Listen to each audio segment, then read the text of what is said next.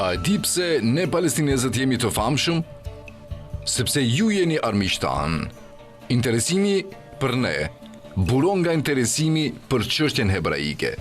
Interesi është tek ju, jo tek unë, ka thënë dikur në një intervistë autori palestinez Mahmoud Darwish. Ne kemi fatkeqësinë që kemi Izraelin si armik, sepse ai gëzon mbështetje të pakufizuar. Dhe kemi fatin e mirë që kemi Izraelin si armik, sepse hebrejt janë në qendër të vëmendjes. Ju na keni sjell humbje dhe famë. Fjalët e Dervishit u ofrojnë palestinezëve një pasqyrë, jo vetëm për të parë veten, por për të kuptuar realitetin brutal dhe absurd në cilin jetojnë.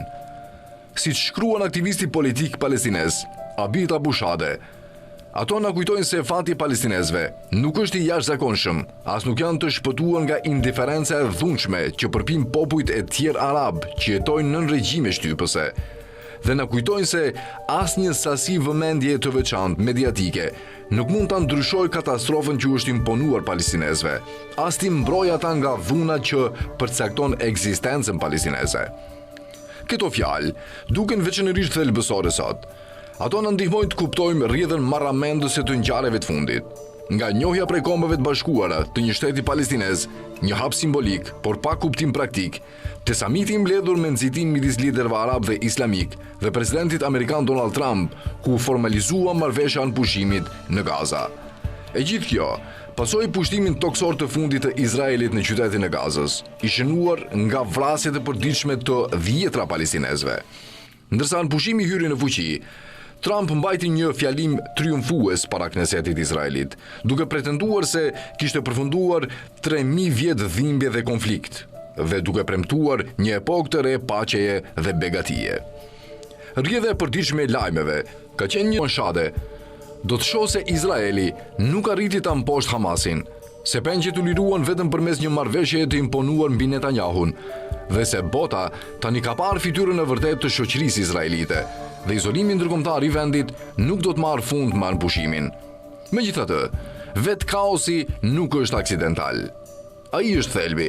Ai përmbledh thelbin e epokës së Trumpit, një manjat pasurisht patundshme që rekruton dhëndrin dhe një mik për të ndërmjetësuar një anëpushim në një nga konfliktet më të ndërlikuara të botës, duke trajtuar çështjen palestineze si një projekt ndërtimi. Si çdo marrëveshje e pronash, procesi zhvillohet në faza, me çështjen thelbësore të shtyrë për në fund. Deklaratat publike që dëgjojmë nga të gjitha palët nuk janë përfundime. Ato janë pozicione pazari në një negociat të vazhdueshme. Dhe si në çdo negociat, sa më shumë kalon koha, aq më shumë mësojmë kush është vërtet në tavolinë dhe kush jo. Samiti i fundit në Sharm el Sheikh e zbuloi këtë. Trump vizitoi Izraelin, pastaj Egjiptin, por as Izraeli e as Hamasi nuk uftuan, ndonse udhëheci i autoritetit palestinez Mahmoud Abbas mori pjesë në samit. Negociatat e vërteta tani zhvillohen drejt për drejt midis shteteve arabe dhe islamike dhe Shteteve të Bashkuara të Amerikës, një realitet që nxjerr në pah kush e mban vërtet fuqinë. Në krizat të tjera arabe dhe muslimane, Sudan, Libi, Yemen, Siri dhe Liban, këto të njëjtat shtete kanë vepruar në përputhje me interesat e tyre. Gaza nuk është përjashtim. Prandaj, Shade pyet, pse pra palestinezët habiten? Pse duhet të presin që shtetet që ndihmuan në shkatrimin e gjysmës së botës arabe të sillen ndryshe ndaj palestinezëve? Nuk është rastësi që rrjedhjet të reja nga shtëpia e bardhë përshkruajnë koordinim të thellë sigurisë midis shteteve arabe dhe Izraelit gjatë këtij gjenocidi.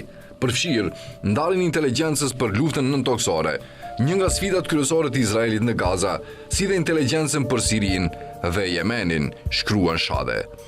Kjo nxjerr në pa një të vërtetë të hidhur.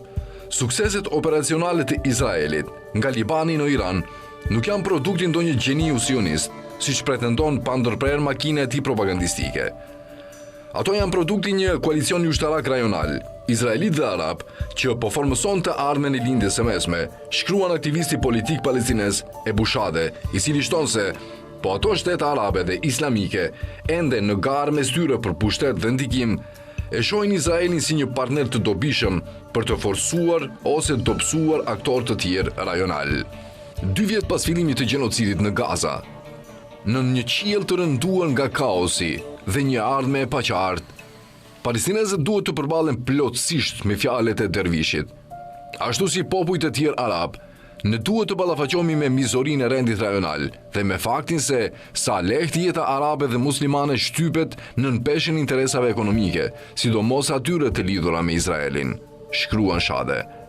Dhe prej andej, duhet të pyesim, pas gjithçkaje që kemi parë gjatë 2 viteve të fundit, a janë ndarjet tona të brendshme edhe më të rrezikshme se vetë gjenocidi? Çfarë ardhme na pret nëse elitat palestineze vazhdojnë grindet e tyre të vogla, duke tërhequr popullin ton drejt një katastrofe tjetër, shkruan Ebu Shade.